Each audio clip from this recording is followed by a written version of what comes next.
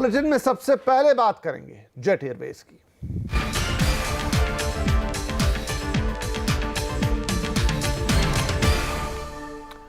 क्या जेट के अच्छे दिन आएंगे? सीएनबीसी आवाज को सूत्रों से मिली जानकारी के मुताबिक अब जेट एयरवेज के कर्जदाता बैंक एयरलाइन को टेक ओवर कर सकते हैं। जेट के मौजूदा प्रमोटर एयरलाइन से बाहर हो जाएंगे और नया निवेशक आने तक बैंक एक प्रोफेशनल मैनेजमेंट टीम के जरिए एयरलाइंस को चलाएगी। पूरी डिटेल्स के साथ जुड़ गए हैं हमारे संवाददाता रोहन सिंह। रोहन, तो सबसे पहले तो हम ये समझें कि अब जेट एयरवेज को बैंक उड़ाने जा रहे हैं। जो अभी का मैनेजमेंट है वो बाहर बैठेगा, एक दूसरा मैनेजमेंट आएगा जिसको एक्चुअली बैंक कंट्रोल करेंगे। जी हाँ, कम से कम अगले कुछ महीने तक तो यही स्थिति रहने वाली है कि जेट एयरवेज की पूरी कमान, पूरा मैनेजमेंट, सारे फैसले बैंक्स लेंगे। जो लेंडर्स हैं उनका जो कंसोर्शियम है वो लेगा, क्योंकि जो नया रेजोल्यूशन प्लान बना है उसमें जो कर्ज दिया गया है जेट एयरवेज को उसके बदले में हिस्सेदारी और एक बड़ी हिस्सेदारी मिल जाएगी इन बैंकों के हाथों में। और जब तक कोई नया निवेशक नहीं आ जाता है तब तक पूरा प्रबंधन ये बैंक खुद संभालेंगे और इसके लिए एक प्रोफेशनल मैनेजमेंट की खोज शुरू भी हो चुकी है और अगले कुछ दिनों में उसकी घोषणा भी हो सकती है। जो मौजूदा प्रबंधन है जो उसको पूरी तरह से हटने को कहा जाएगा। नरेश गोयल और उनके परिवार से उनको पूरी तरह से प्रबंधन से हटने को बोला जाएगा और एक पूरा नया प्रबंधन लेके आएगी तब तक के लिए जब तक कि कोई नया निवेशक नहीं आ सकता है। नया निवेशक कौन हो सकता है, इसके लिए कई नामों पर अटकलें हैं। टाटा ग्रुप से की भी बात हो रही है। इनफैक्ट खबरें तो ये भी आ रही है कि टाटाज जो है वो स्टडी कर रहे हैं जो पार्किंग राइट्स हैं, जो स्लॉट्स हैं, जो बाकी अधिकार हैं जेट के, वो कितना वैल्यूएबल होता है और क्या पूरी तरह से या एक पोर्शन में उसको लेना होगा या नहीं होगा, इस पर बातचीत चल रही है। लेकिन जब तक कोई कॉन्क्रीट प्लान नहीं आता है, कोई नया निवेशक नहीं आता है, तब तक प्रबंधन पूरी तरह से जो लेंडर्स हैं उनको देने का रेजोल्यूशन प्लान बनाया है। क्योंकि सरकार ये चाहती है कि कुछ भी हो जाए लेकिन जेट पूरी तरह से बंद ना हो, क्योंकि 23,000 लोगों की नौकरियां उसमें इन्वॉल्व है। तो अभी फिलहाल तत्काल प्रभाव से जो कमान है वो पूरी तरह से जेट की इन लेंडर्स के हाथ में रहेगी। राइट, लेकिन दूसरी तरफ दिक्कत यह है रोहन की जेट का रिवाइवल प्लान जो है वो बैंक के कर्मचारी खुद उसका विरोध कर रहे हैं। तो ऐसे में क्या बैंकों के लिए ये करना आसान होगा? बैंक के जो कर्मचारी हैं उनका विरोध शुरू भी हो चुका है और ये तब से शुरू हो गया जब से जो एसबीआई चेयरमैन रजनीश कुमार का ये बयान आया कि वे चाहते हैं, बैंक चाहते हैं कि जेट उड़ता रहे और 1500 करोड़ का तक जो निवेश है उसकी भी बात कही गई। जो कर्मचारी हैं उनका ये कहना है कि एक तरफ बैंकों की अपनी हालत अच्छी नहीं है, दूसरी तरफ कोई भी घाटे की कंपनी होती है, कोई भी घाटे का एयरलाइंस होता है, उसे सरकारी बैंकों के मत्थे मढ़ दिया जाता है सरकार की तरफ से और जिम्मेदारी दे दी जाती है बैंकों की। इन बैंक कर्मचारियों का जो एसोसिएशन है उसने एक चिट्ठी लिखी और उनका यह कहना है कि बैंक का काम जो प्रायोरिटी होनी चाहिए वो ये कि उसने जो कर्ज दिया है वो वापस आए, ना कि एयरलाइंस चलाए, एयरलाइंस उड़ाए और खासतौर पे घाटे वाले एयरलाइंस उड़ाए। ये भी कहा गया कि एक जब सरकारी एयरलाइंस की बात होती है तो सरकार उसे बेचने की कोशिश करती है, लेकिन जब कोई प्राइवेट एयरलाइंस घाटे में होती है तो उसे बेल आउट करने के लिए सरकारी बैंकों का सहारा लिया जाता है। तो इसका विरोध जता रहे हैं और बैंक के कर्मचारी हैं, उनका ये भी कहना है कि अगर सरकार नहीं मानती है, अगर जो रेजोल्यूशन प्लान है वही अगर चलता रहता है तो उन्हें सड़कों पर भी इसके लिए आना पड़ सकता है। जी, बहुत शुक्रिया रोहन इस जानकारी के लिए। तो कुल मिला के जेट एयरवेज में बहुत कुछ इस समय हो रहा है। हो सकता है कि बैंक जिन्होंने कर्ज दिया है कंपनी को, एयरलाइन को, वो अब इसे टेक ओवर कर लें, लेकिन संकट की इस घड़ी में जेट के पायलट भी उसका साथ छोड़ रहे हैं। नौकरी पर संकट देख रहे जेट के पायलट और क्रू को दूसरी एयरलाइंस ने अच्छे ऑफर देने शुरू कर दिए हैं। पायलटों ने भी खुद स्वीकार किया है कि उन्हें दूसरी एयरलाइंस से ऑफर आ रहे हैं। सर, खबरें हैं कि जो जेट के पायलट्स हैं अब वो दूसरी एयरलाइंस की तरफ अपना रुख करने लगे हैं। दूसरी एयरलाइंस उन्हें पोच कर रही हैं। इंडिगो ने 100 पायलट्स को पोच किया है और साथ ही स्पाइस जेट भी 250 पायलट्स को पोच करने वाली हैं। कितनी सच्चाई है इन खबरों में? अगर हमारी जेट एयरवेज को कुछ होता है तो 1500 पायलट एक ही रात जॉबलेस हो जाएंगे और फिर उतने सारों को जॉब मिलना काफ़ी मुश्किल होगी। ये दोनों कंपनीज़ है, ये ट्राई कर रही है पायलट्स को हायर करने के लिए और वो सभी जगह से ट्राई कर रही है। और हमको ये भी पता है कि बहुत सारे पायलट्स जो हमारे हैं जेट एयरवेज के, उन्होंने इंटरेस्ट जाहिर किया है इन कंपनीज़ में जॉब करने के लिए। किस तरह के ऑफर्स दूसरी एयरलाइंस आपको दे रही हैं? जैसे कि एयरलाइंस ये कह रही है कि आप जो रैंक में है वो रैंक में ही आपको ले रही है, जो सैलरी वो उनको वो रैंक में मिलनी चाहिए उसी सीनियरिटी पे बेसिकली ले रही है, प्लस 2 मंथ्स का बोनस भी दे रही है और बेस प्रोटेक्शन जो होता है वो भी दे रही है। तो ऐसी काफ़ी सारी चीज़ें हैं जो ऑफ़र की जा रही है पायलट्स को अपनी तरफ खींचने के लिए। आपने लेटर लिखा है, लेबर मिनिस्ट्री को आपने लिखा है, प्राइम मिनिस्टर को भी आपने लेटर लिखा है, क्या उनकी तरफ से कोई एक्नॉलेजमेंट आया, किसी तरह का भरोसा आपको अभी तक मिला है? उनकी तरफ से अभी हमको कोई जवाब नहीं आया है, हम वेट कर रहे हैं। एसबीआई के जो चेयरमैन है उन्होंने जो एक स्टेटमेंट दिया है जिसमें उन्होंने कहा है कि वो चाहेंगे कि जेट एयरवेज फ्लाई करती रहे और वो कैसे भी करके जेट एयरवेज को बचाएंगे, उसका हम उनको थैंक यू बोलना चाहते हैं उस चीज़ के लिए। तो अब पायलट्स भी हैं वो एयरलाइन का साथ छोड़ सकते हैं, तो यानी आने वाले 2 से 3 दिन या हफ्ता भर अगर हम कह दें तो जेट एयरवेज का भविष्य क्या होगा शायद तय हो जाएगा। वो किसके हाथों में रहेगी, कौन उसमें काम करेगा नहीं करेगा। भारत की एक बड़ी एयरलाइन लेकिन इस वक्त बड़ी मुसीबत में घिरी हुई। दूसरी बड़ी खबर ये कि नीरव मोदी के साथ साथ अब राहुल चोकसी को माफ़ कीजिए मेहुल चोकसी को भी जल्द भारत लाने की तैयारी चल रही है। इस बीच ऐशो आराम की ज़िंदगी बिताने वाले नीरव मोदी लंदन के भीड़भाड़ वाले जेल में ही होली उन्हें कल मनानी पड़ी। दोनों को जल्द से जल्द भारत लाने की क्या है सरकार की तैयारी, जानने के लिए हम बात करेंगे अपने economic policy editor Laxman Roy से। तो लक्ष्मण, क्या डिटेल हैं, क्योंकि अब खबरें ये हैं कि नीरव मोदी के बाद मेहुल चोकसी पर भी शिकंजा कस रहा है।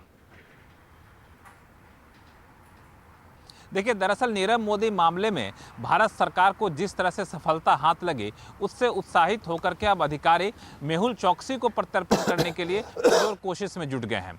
और सूत्र ये बता रहे हैं कि मेहुल चोकसी को जल्द से जल्द भारत लाने के लिए जो एनफोर्समेंट डायरेक्टरेट के अधिकारी हैं, कानून विशेषज्ञों के जो टीम है, वो दोनों आपस में संपर्क में है और एंटीगुआ सरकार से लगातार इस बात की कोशिश में है कि जल्द से जल्द मेहुल चोकसी के प्रत्यर्पण की प्रक्रिया शुरू की जाए और उनको भी भारत लाया जाए। और इस बीच दूसरा पहलू है वह है नीरव मोदी का।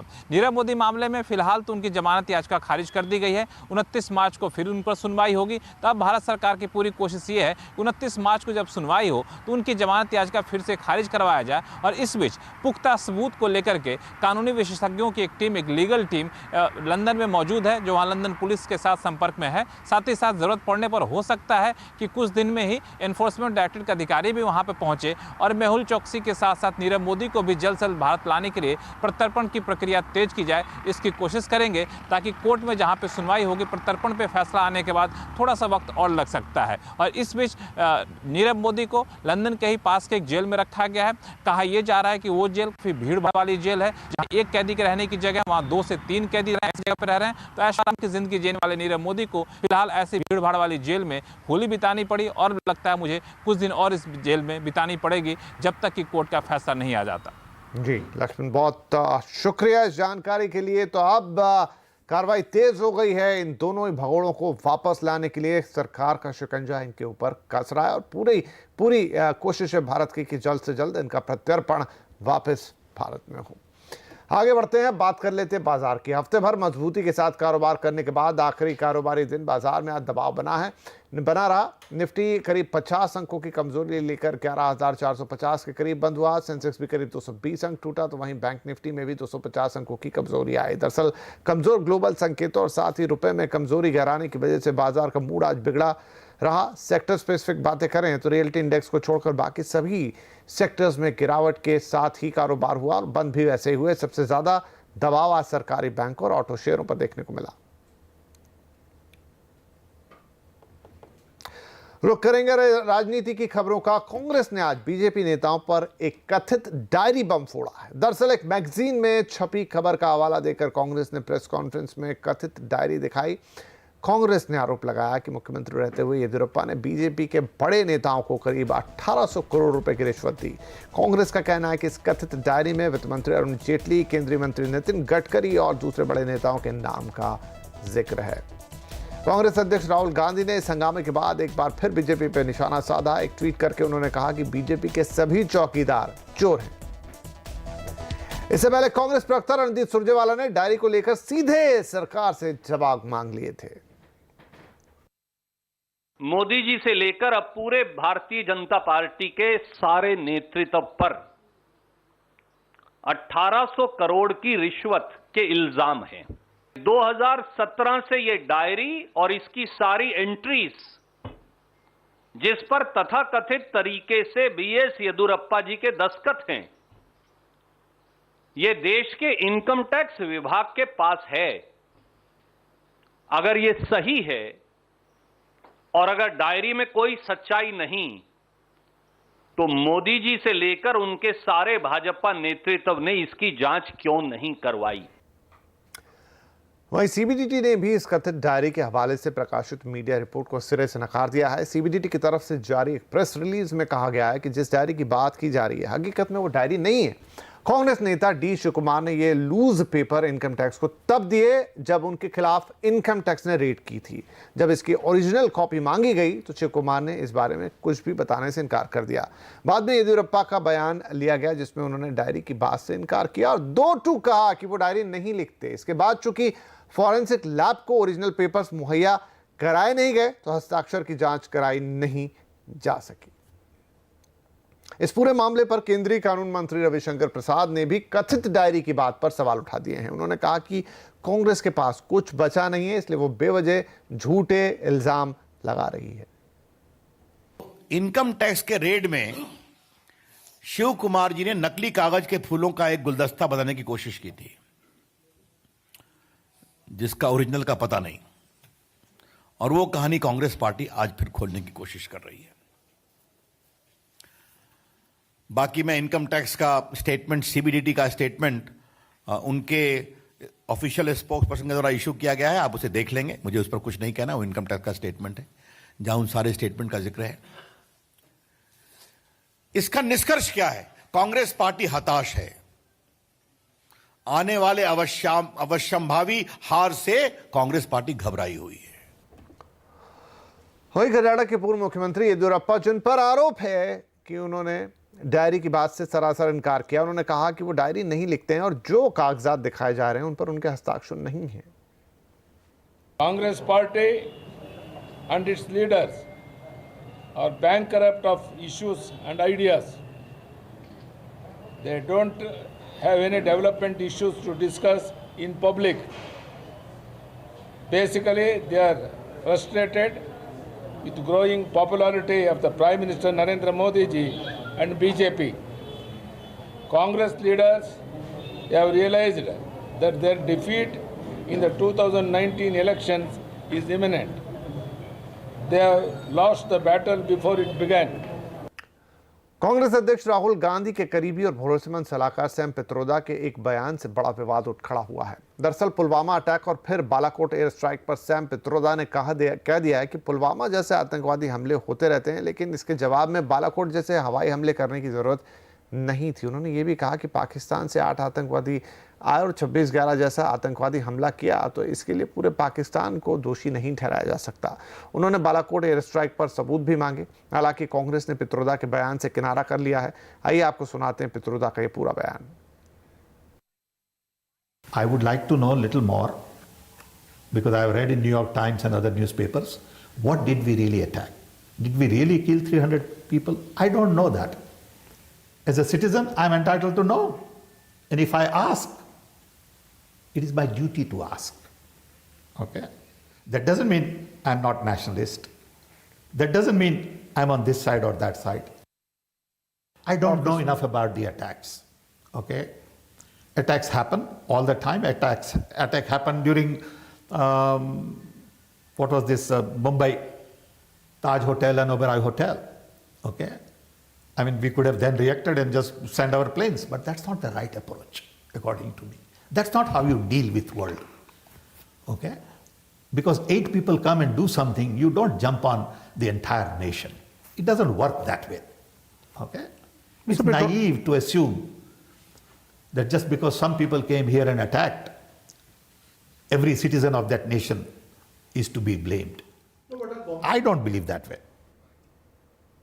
इधर सैम पित्रोदा के बयान के खिलाफ बीजेपी ने कांग्रेस पर हमला तेज कर दिया है। खुद प्रधानमंत्री नरेंद्र मोदी ने ट्वीट किया और कहा है कि कांग्रेस सेना का अपमान कर रही है। उन्होंने लिखा कि कांग्रेस अध्यक्ष राहुल गांधी के सबसे भरोसेमंद शख्स ने भारत में पाकिस्तान नेशनल डे की शुरुआत कर दी है। इतना ही नहीं, पीएम मोदी ने लिखा है कि लोग विपक्षी नेताओं के ऐसे बयान पर सवाल उठाएं। उन्होंने ट्वीट किया कि 130 करोड़ देशवासी विपक्ष की ऐसी हरकतों को कभी माफ नहीं करेंगे। वित्त मंत्री अरुण जेटली ने भी सैम पित्रोदा के बयान को लेकर कांग्रेस और कांग्रेस अध्यक्ष राहुल गांधी को घेरा है। अगर गुरु कैसा हो, ऐसा हो और उसके विचार ऐसे हों, तो शिष्य कितना निकम्मा निकलेगा, आज इस देश को भुगतना पड़ रहा है। उनका मानना यह है कि यह गलत किया हमने। यह तो दुनिया के किसी देश ने नहीं कहा, और किसी ने अगर कहा, यह तो ऑर्गेनाइजेशन ऑफ इस्लामिक नेशंस ने भी नहीं कहा, कंट्रीज ने नहीं कहा, केवल यह पाकिस्तान ने कहा। और उस लाइन को सपोर्ट करने वाले इस देश में आ जाएं और इस देश में एक राजनीतिक दल के आइडियोलॉग हों, तो इस देश का दुर्भाग्य है। वहीं इससे पहले पुलवामा आतंकवादी हमले को लेकर समाजवादी पार्टी के नेता रामगोपाल यादव ने बड़ा बयान दिया। उन्होंने पुलवामा हमले को साजिश करार दिया। पहली बार ऐसा हुआ जब डायरेक्ट हमारे सीआरपीएफ के जवानों को बसों में, सीधी सिंपल बसों में भेज दिया गया। बख्तर गाड़ी जहां मिलती थी वहां रोकी नहीं गई, सीधी चली गई और लोग मारे गए। तो ये साजिश थी। ये अभी मैं नहीं कहना चाहता हूं, लेकिन जब सरकार बदलेगी, जब इसकी जांच होगी, तो आप देखना कि बड़े बड़े लोग इसमें फंसेंगे कि हमारे नौजवानों की जानें दिलवा दी और वोट पाने के लिए। तो कांग्रेस के वरिष्ठ नेता और सैम पित्रोदा और समाजवादी पार्टी के नेता रामगोपाल यादव ने पुलवामा हमले पर विवादित बयान दिए हैं। आज आवाज अड्डा में हम आपसे पूछ रहे हैं कि क्या विपक्षी नेताओं को पुलवामा हमले पर मुंह बंद रखना चाहिए। आप हमारे ट्विटर हैंडल CNBC_आवाज पर अपनी राय दे सकते हैं और जरूर शामिल हुए इस बड़ी बहस में। आवाज अड्डा पर शाम रात 7:57 पर।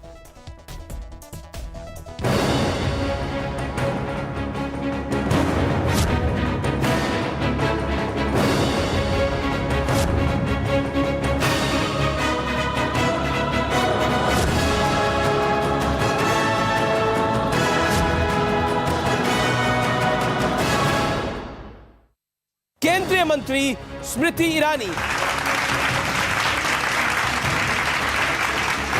साले साहब कहते हैं हाँ इन्वेस्टिगेट करो, लेकिन जीजा साहब जब आते कहते नहीं मेरी तबीयत आज खराब है, मैं कल आऊंगा। एक मुकाबला आपका भी प्रियंका वाड्रा से है। नहीं, कहाँ मुकाबला है जी, मेरे पति जमीन चोर नहीं है। सर काम करके आपके चरणों में छोड़ देंगे अगर मेरे जवाब से आप असंतुष्ट हो। इतना गुस्सा क्यों आ गया था आपको? क्योंकि झूठ बोल रहे थे। हमेशा गुस्से में नहीं रहती, वो इमोशनल भी होती है।